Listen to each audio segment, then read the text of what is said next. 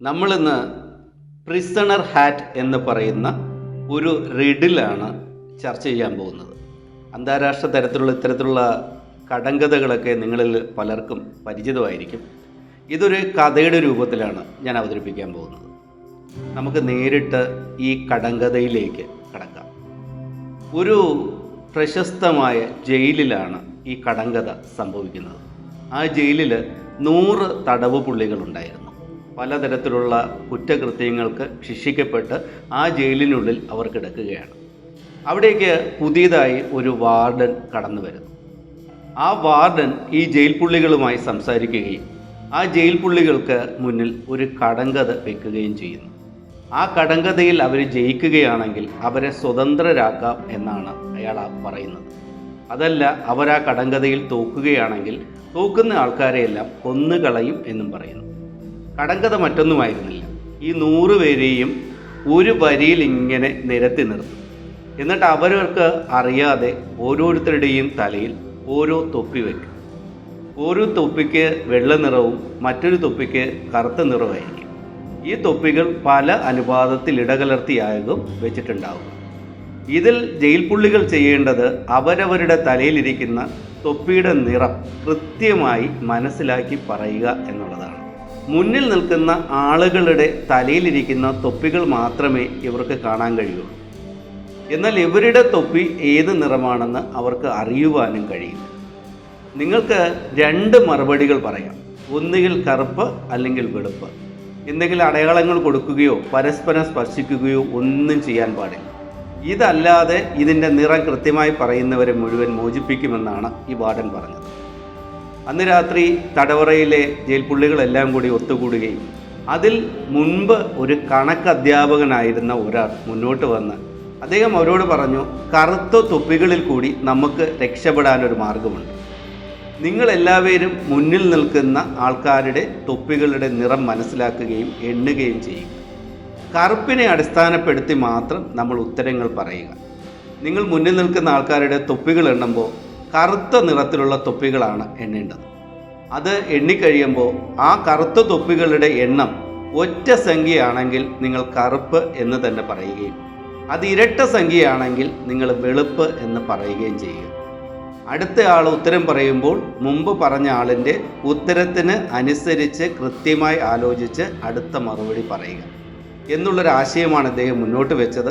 എല്ലാവരും കൃത്യമായി ഈ ആശയം പങ്കുവയ്ക്കുകയും ചർച്ച ചെയ്യുകയും അതിലൊരു തീരുമാനത്തിലെത്തുകയും ചെയ്യുന്നു. അടുത്ത ദിവസം രാവിലെ ജയിൽ പുള്ളികളെയെല്ലാം ഉയരത്തിൻ്റെ അനുപാതത്തിൽ നിരത്തി നിർത്തുന്നു. ബേക്കിൽ നിൽക്കുന്ന ആളിന് മുന്നിൽ നിൽക്കുന്ന 99 പേരുടെയും തല കാണാൻ കഴിയും എന്നുള്ള തരത്തിലാണ് നിർത്തിയിരിക്കുന്നത്. മുന്നിൽ നിൽക്കുന്ന എല്ലാവരുടെയും തല എല്ലാവർക്കും കാഴ്ചയ്ക്ക് പരിധിയിൽ വരുന്ന രീതിയിൽ അവരെ നിരത്തി നിർത്തുകയും എല്ലാവരെയും കണ്ണുകൾ ബന്ധിച്ചതിന് ശേഷം എല്ലാവരുടെയും തലയിൽ ഓരോ തൊപ്പി വെക്കുകയും ചെയ്യുന്നു. അത് കഴിഞ്ഞ് ഇവരുടെ കണ്ണുകളുടെ കെട്ടഴിച്ചു മാറ്റുകയും ഇവരുടെ തലയിലെ തൊപ്പികളുടെ നിറം പറയാൻ ആവശ്യപ്പെടുകയും ചെയ്യുന്നു. ഏറ്റവും പുറകിൽ നിൽക്കുന്ന ആൾ, 100ാമത് നിൽക്കുന്ന ആൾ മുന്നിലേക്ക് നോക്കുകയും മുന്നിൽ നിൽക്കുന്ന ആൾക്കാരുടെ കറുപ്പും വെളുപ്പും തൊപ്പികൾ തിരിച്ചറിയുകയും അതിലെ കറുത്ത നിറത്തിലുള്ള തൊപ്പികൾ മാത്രം എണ്ണുകയും ചെയ്യും.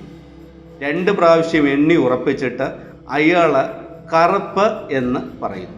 99ാമത് നിൽക്കുന്നയാൾ മുന്നിലുള്ള ആൾക്കാരുടെ കറുത്ത തൊപ്പികൾ എണ്ണുകയും അത് 37 എണ്ണം ഉണ്ടെന്ന് മനസ്സിലാക്കുകയും ചെയ്യുന്നു. അപ്പോൾ അതൊരു ഒറ്റ സംഖ്യയാണ്. അപ്പോൾ പുറകിൽ നിന്ന് ആൾ പറഞ്ഞതിനനുസരിച്ച്, കറുപ്പ് എന്ന് പറഞ്ഞതിനനുസരിച്ച് ആ ഒറ്റ സംഖ്യകൾ കൃത്യമായി മുന്നിലുണ്ട്. എന്നാൽ ബേക്കിൽ നിൽക്കുന്ന ആൾ വെള്ള എന്നായിരുന്നു പറഞ്ഞിരുന്നുവെങ്കിൽ അദ്ദേഹം കറുത്ത തൊപ്പികൾ എണ്ണുമ്പോൾ 38 എണ്ണം ഇരട്ട സംഖ്യ വരണമായിരുന്നു. അതിനർത്ഥം അദ്ദേഹത്തിൻ്റെ തലയിൽ ഉൾപ്പെടെ കറുത്ത തൊപ്പിയായിരിക്കും എന്നുള്ളതാണ്.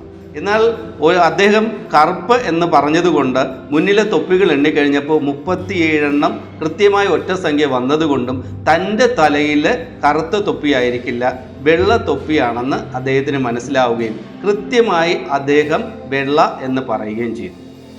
അതോടുകൂടി അതിൻ്റെ തൊട്ട് മുന്നിൽ നിൽക്കുന്ന ആൾ ഇത് മനസ്സിലാക്കി വീണ്ടും അടുത്ത മുന്നിലേക്കുള്ള ആൾക്കാരുടെ കറുത്ത തൊപ്പികൾ എണ്ണുകയും ഇതേ ഫോർമുല ഉപയോഗിച്ച് തൻ്റെ തലയിലിരിക്കുന്ന തൊപ്പിയുടെ നിറം മനസ്സിലാക്കി പറയുകയും ചെയ്യുന്നു. ഈ രീതി പിന്തുടർന്ന് 1ാമത് നിൽക്കുന്ന ആൾ വരെ തൻ്റെ തലയിലിരിക്കുന്ന തൊപ്പിയുടെ നിറം കൃത്യമായി പറയുകയും ചെയ്തു. ഒടുവിൽ വാർഡൻ എണ്ണി നോക്കുമ്പോൾ 99 പേരും കൃത്യമായി ഉത്തരം പറയുകയും ഏറ്റവും പുറകിൽ നിന്ന ആളിന് മാത്രം ഉത്തരം തെറ്റിപ്പോവുകയും ചെയ്തതായിട്ട് കണ്ടെത്തി. ഈ കണക്കിലെ ഒരു കളിയെന്ന് പറയുന്നത്, ആദ്യമായിട്ട് ഉത്തരം പറയാനായി പുറപ്പെടുന്ന ആളിന്, ഏറ്റവും പുറകിൽ നിൽക്കുന്ന 100ാമത് നിൽക്കുന്ന ആളിന് ചോയ്സുകളൊന്നും ഇല്ല എന്നുള്ളതാണ്. കാര്യം അദ്ദേഹത്തിൻ്റെ മുന്നിൽ തലകൾ മാത്രവും അവിടെ നിറങ്ങളുള്ള തൊപ്പികൾ മാത്രമേ ഉള്ളൂ. അദ്ദേഹത്തിന് സ്വന്തം തലയിലിരിക്കുന്ന തൊപ്പി തിരിച്ചറിയാനുള്ള സൂചകങ്ങളൊന്നുമില്ല. അപ്പോൾ അദ്ദേഹത്തിന് ഉത്തരം പറഞ്ഞാൽ തെറ്റാനും തെറ്റാതിരിക്കാനുമുള്ള സാധ്യത 50%. എന്നാൽ 99ാമത്തെ ആൾ മുതൽ 1ാമത്തെ ആളിന് വരെ ഈ തൊട്ടുപുറകിൽ നിൽക്കുന്ന ആൾ പറയുന്ന ഉത്തരത്തിൻ്റെ സൂചിക പിടിച്ച് കൃത്യമായിട്ട് മറുപടി പറയാനും തലയിലിരിക്കുന്ന തൊപ്പിയുടെ ഉത്തരം കണ്ടെത്താനും കഴിയും.